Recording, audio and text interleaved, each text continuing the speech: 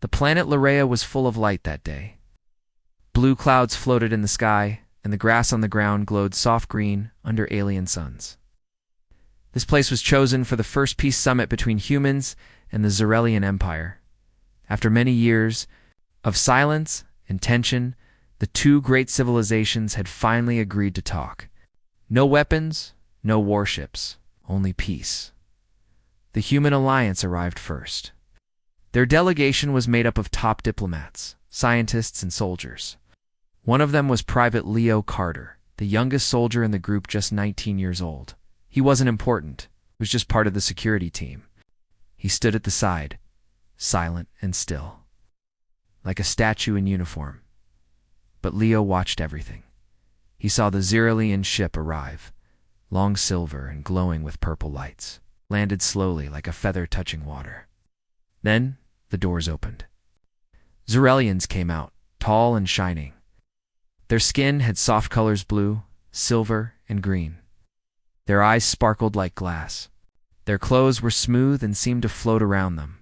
At the front walked Princess Varelia, daughter of the High Empress of the Zarelians. She was beautiful, but in an alien way, tall and thin, her hair floating like smoke, her voice soft and musical. She held her head high like someone used to power. As she walked down the steps toward the human group, every camera turned to her. Everyone held their breath. Varelia looked at the human leaders, the generals, and the ambassadors. But then she stopped. Her strange alien eyes locked onto Leo Carter, standing at the very end of the line. Her gaze was strong. She studied him for a long moment, and then she raised her arm, pointed her finger straight at him, and said clearly, "He will be mine." Silence. The humans stared. The Zarelians froze. Leo blinked, looked around, confused. "Me," he whispered to himself. General Hart, the lead human officer, stepped forward nervously. "Your Highness," he said carefully, "perhaps there's been a misunderstanding." Varelia turned her gaze to him. "There is no mistake," she said. "I have chosen. The human called Leo Carter will be my personal cultural ambassador." Now the Zarelians behind her began to whisper among themselves. One noble looked angry. Another looked shocked. Back in the human ranks, the soldiers looked at Leo like he'd just been selected by a god. One of them whispered, "What did you do, Leo?" "I don't know," Leo whispered back. Later, in the human embassy room, Leo sat in a soft alien chair, trying not to panic. Around him, the top diplomats argued in quiet voices. She pointed at him. "We all saw it, but why him? He's a kid. Maybe it's a trap." Leo finally spoke. An older ambassador explained, "It means you would live among the Zarelians and teach them about human culture. In exchange, you learn about theirs. It's peaceful, but political." Leo frowned. "So, I just talked to them." "Yes," the ambassador said. "But nothing like this has ever happened before. A princess choosing someone so publicly, it's a big deal." At that moment, a message came from the Zarelian ship. It was from Princess Varelia, she said. She would be waiting for Leo's answer. Leo thought for a while. He looked at the stars outside the window. Then he said, "I'll go." The next day, Leo walked onto the Zarelian ship alone. It was like nothing he had ever seen before. The walls pulsed softly like they were alive. The lights changed color based on mood. Strange music played, but it came from nowhere. Varelia met him herself. She smiled slightly. "Welcome, Leo Carter," she said. He nodded nervously. "Hi, Your Highness." She walked beside him through the ship. "You are young," she said. "You are honest.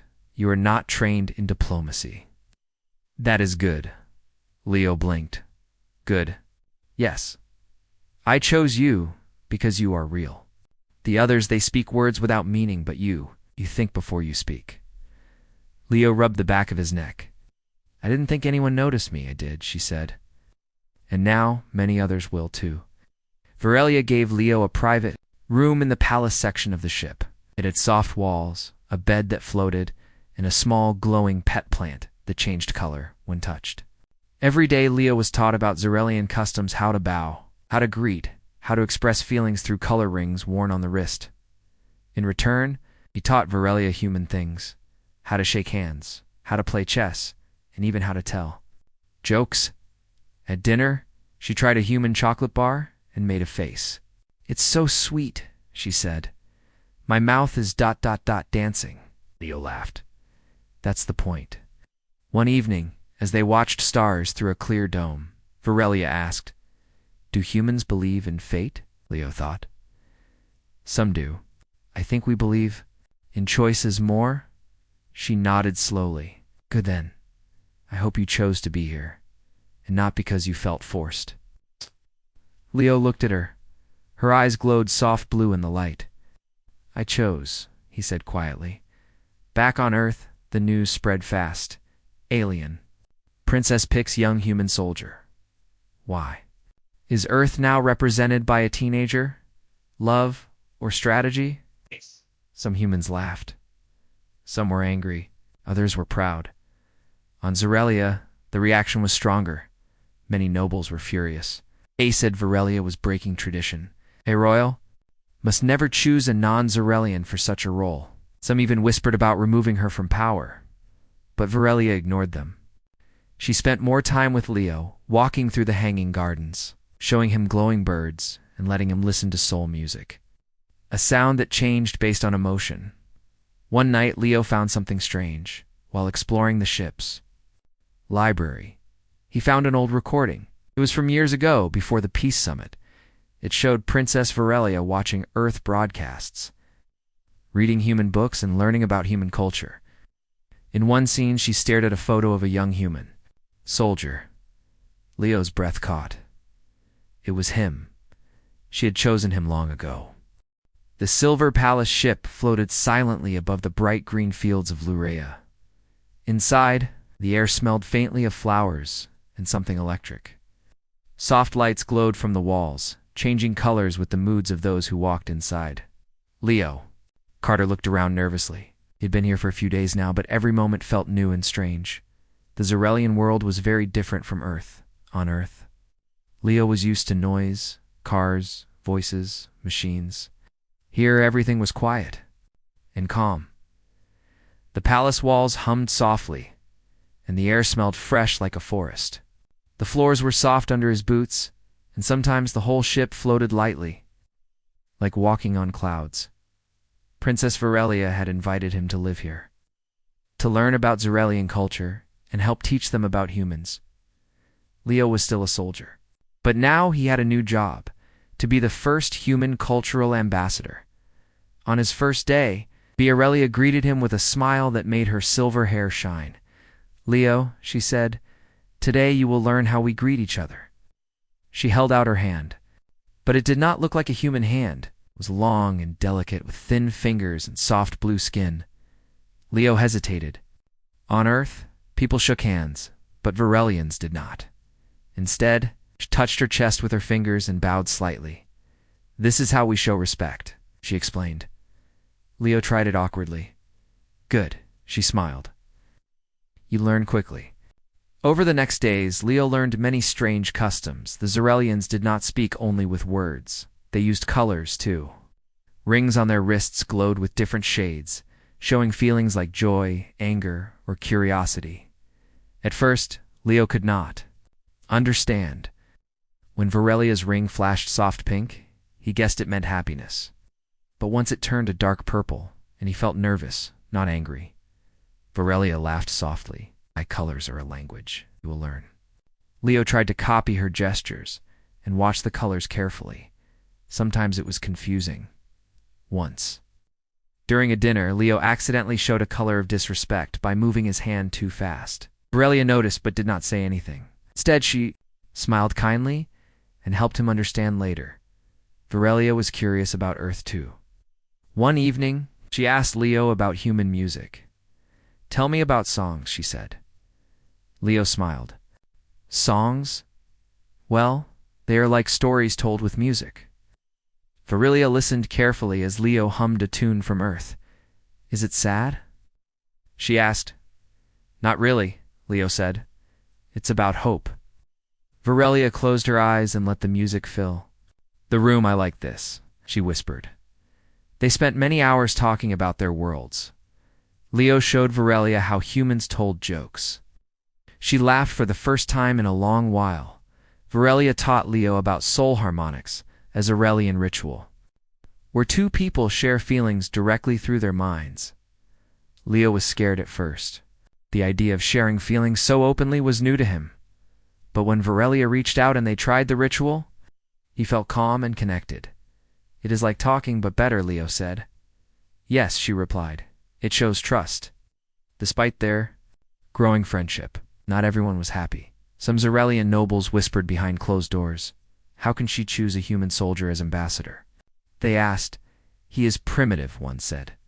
He does not belong here. Others worried that Virelia was breaking ancient rules. Rael should marry only Zarelians, not outsiders.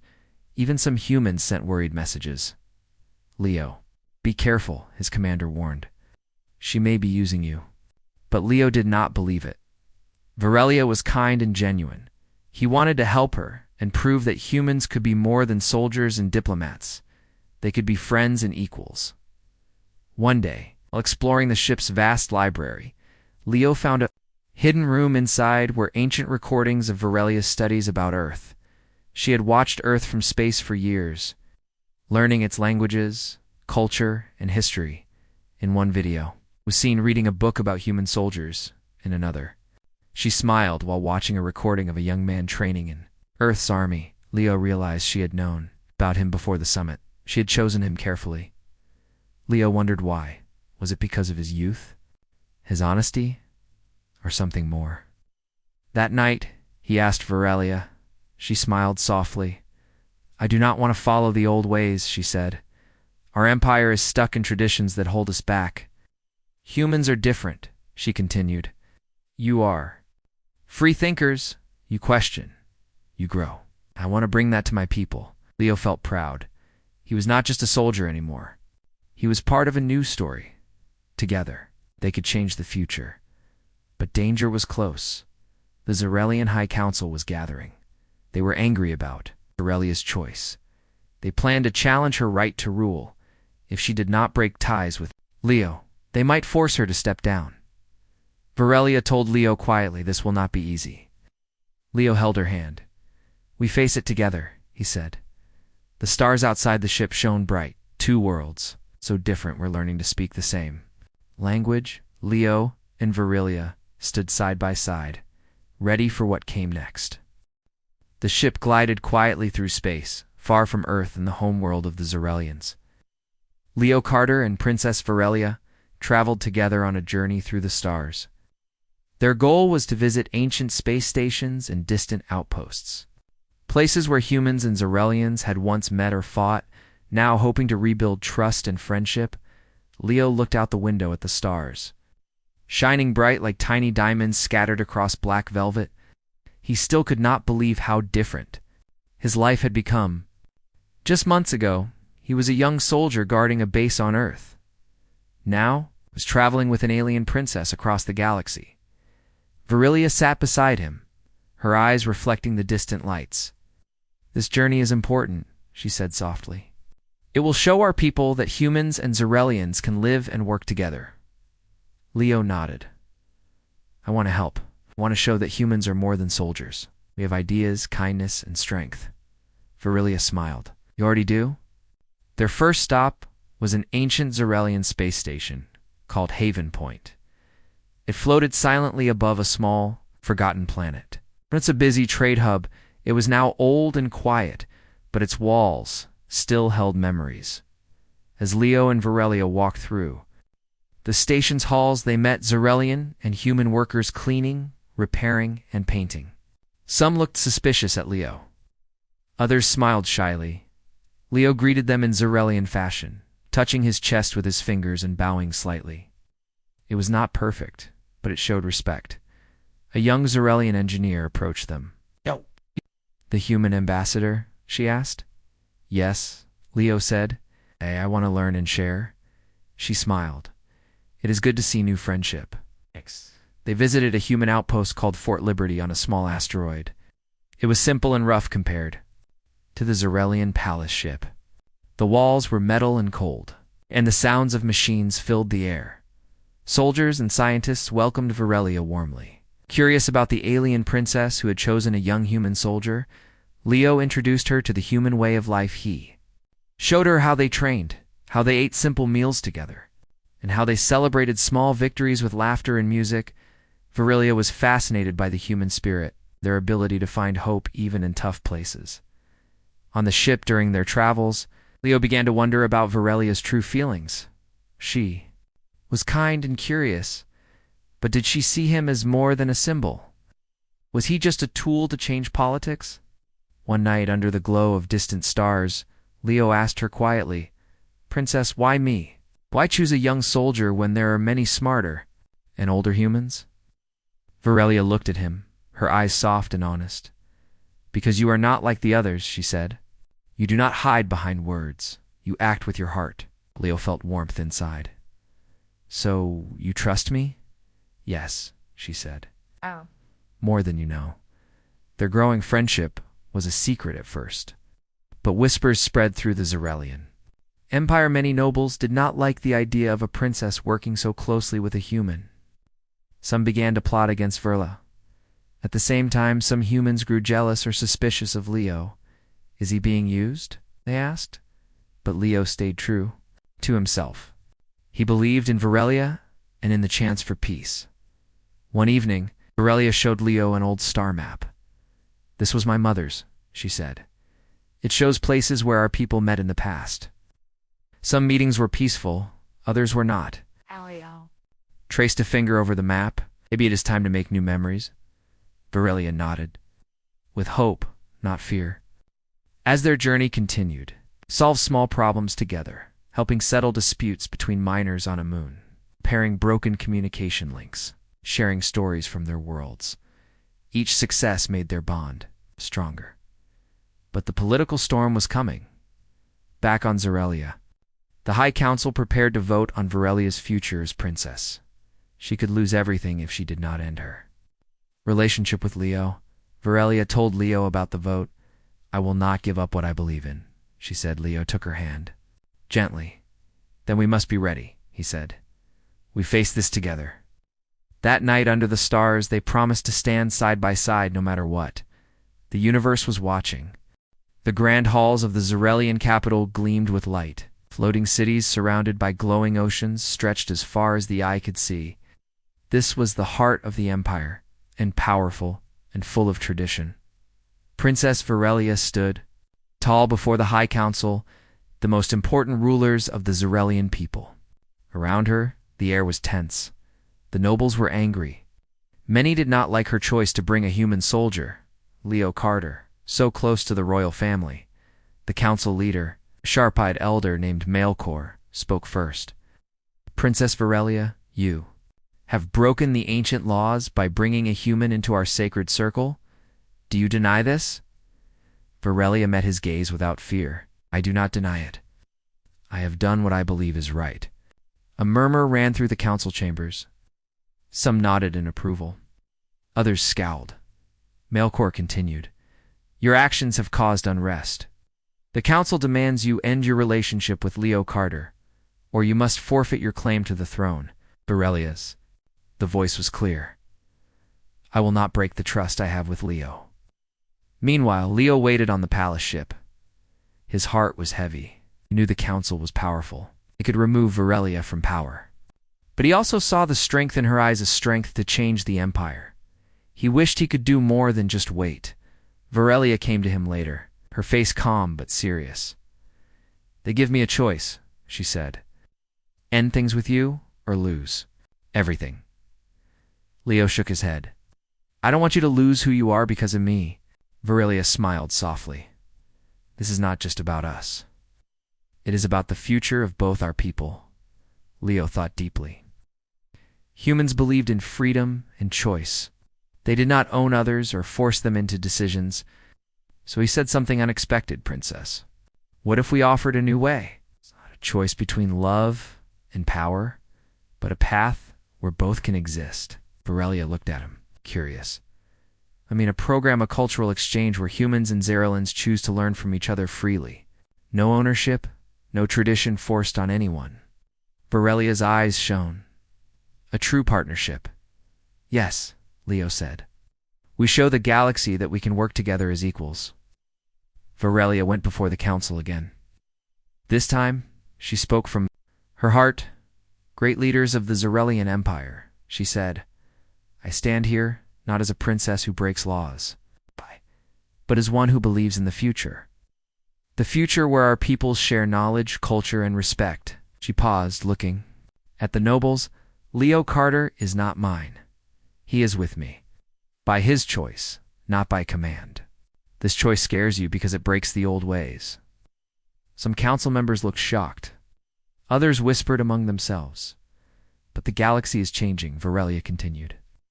We must change with it, or we will be left behind.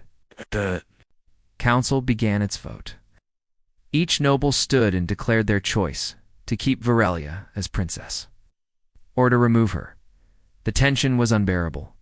Virelia and Leo stood side by side, waiting for the decision. Finally, the vote was tallied. The result? Virelia remained princess, but barely.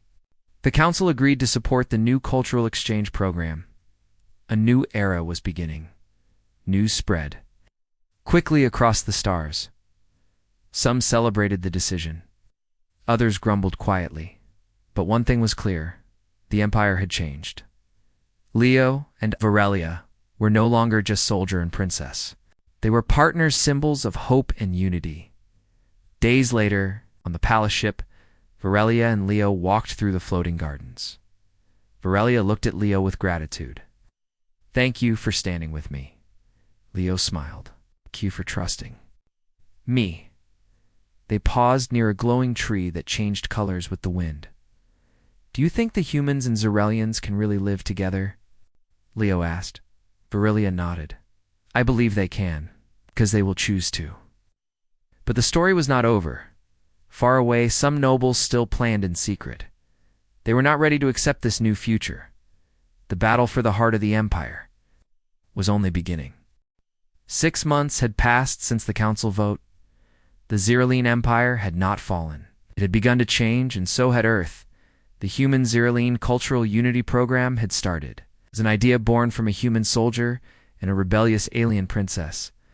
Now, both species sent students, artists, and young leaders to learn from each other. On Earth, Zerelians studied human music, food, and the beauty of imperfection. On Zerelia, humans learned how to feel emotions through colors, how to meditate with light, and how to grow gardens in the air. Leo Carter stood on a wide stage on Earth, dressed in a clean white uniform. His hair was a little longer now. His voice was calm, but confident. Beside him stood Princess Virelia, her silver-blue dress glowing softly, her hair moving like gentle smoke. Hundreds of people, humans and Zerelians, sat in the crowd. Leo spoke first. 6 months ago, I was just a soldier. I never thought I would leave Earth. Never imagined talking to an alien princess. But when she pointed at me and said, "He will be mine," everything changed. The crowd laughed gently. But she didn't mean I was her property, Leo continued. She meant I was part of something new, a new friendship, a new future. Virelia stepped forward. Her voice, though soft, reached every ear. In my world, we were told not to trust outsiders. A tradition was more important than change. But change is not our enemy. It is how we grow. She looked at Leo. Today, I do not stand above him. I stand with him. The room filled with soft light as Zerelians silently shared their emotions through glowing rings. Pink for pride, gold for joy, blue for peace. Later that night, Leo and Virelia walked through a quiet earth garden. The stars above looked almost the same as the ones near Zerelia, but Leo knew everything had changed. Do you miss your world?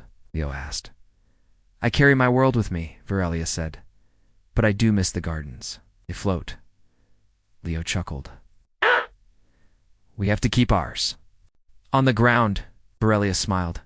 Some things are better grounded. They sat on a bench near a small tree. Fireflies danced in the warm air. Virelia looked up. Do you think they will accept this peace forever? Leo sighed. Some will. Some won't. There are still people who don't want this alliance. Even now. Leo nodded. Some humans think we gave up too much. Some Zarelians think we changed too fast. Virelia looked thoughtful, and we keep walking forward. Not for them, but for those who come. Next, back on Zarelia, not everything was calm. In secret halls, some nobles still whispered against Virelia's rule. She has forgotten who she is, one said. She bows to humans. Another added, we must restore the true empire. A third whispered, let her speak of peace. We will prepare for something stronger. But not all Zarelians agreed. Many had tasted human music, shared stories, and felt the warmth of human friendship. For the first time, the future was not decided by the past, it was decided by choice. 1 month later, a young Zarelian boy arrived on Earth as part of the cultural program. He was nervous, his translator ring shaking on his finger, at the spaceport. A human girl around his age smiled and offered her hand. He looked at it, confused. She said, this is how we greet. But he took her hand, gently. Welcome, she said. Want to see a dog? He blinked. What is a dog? She grinned. Come on, you'll love it. On the Zarelian side, a group of human students learned to paint using crystal dust and light threads, one girl said. This is hard, her teacher. A wise Zarelian artist nodded. Good things often are, but beauty comes from the trying. Back on the Unity ship, now a permanent traveling school for both species, Leo and Virelia shared a small meal. It worked, Leo said, eating what looked like a glowing fruit. Virelia nodded. It's just the beginning, are we? Still symbols? Leo asked. Or are we just two people now? Virelia looked at him for a long time. We are people, but people can still be symbols. Leo smiled. I'm okay with that. Before the story could end, Child asked a question. They were on a live show, a simple conversation between the first human ambassador and the Zarelian princess. A little Zarelian child, the green eyes and curious thoughts, asked, Are you in love? The room went quiet. Virelia tilted her head, amused. Love is different for every people. Leo chuckled. Yes, humans and Zarelians love in different ways. But we care for each other, Virelia added. We're not. A story about falling in love, or a story about choosing to respect. Choosing to walk together, Leo said. And if that's not love, something close. The program continued. New friendships were born. New art was made. New words were created that only humans and Zarelians understood together. And, in the heart of it all, stood a girl who broke tradition, and a boy who stepped forward instead of back. Two people, one choice, a new dawn.